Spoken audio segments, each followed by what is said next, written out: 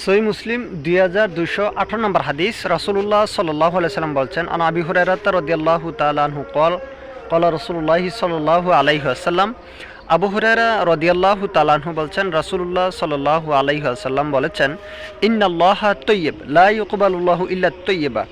নিশ্চয়ই আল্লাহ তাআলা হচ্ছেন পবিত্র, আর পবিত্র ব্যতীত তিনি কোনো কিছু গ্রহণ করেন না।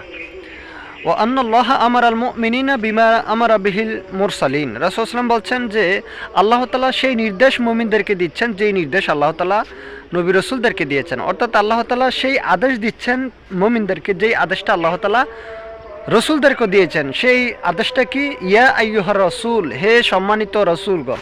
আল্লাহ তাআলা রসুলদেরকে লক্ষ্য করে বলছিলেন যে ইয়া আইয়ুহার রাসূল কুলু মিন তাইয়্যিবাতি ওয়া আমালুস সালিহা, হে রসুলগণ তোমরা খাও এবং পান করো তৈয়বাত পবিত্র বস্তু থেকে, হালাল এবং পবিত্র বস্তু থেকে তোমরা কি করো? পান করো। আমালুস সালিহা, এবং আমলে সলেহ করো, অর্থাৎ সৎ আমল করো।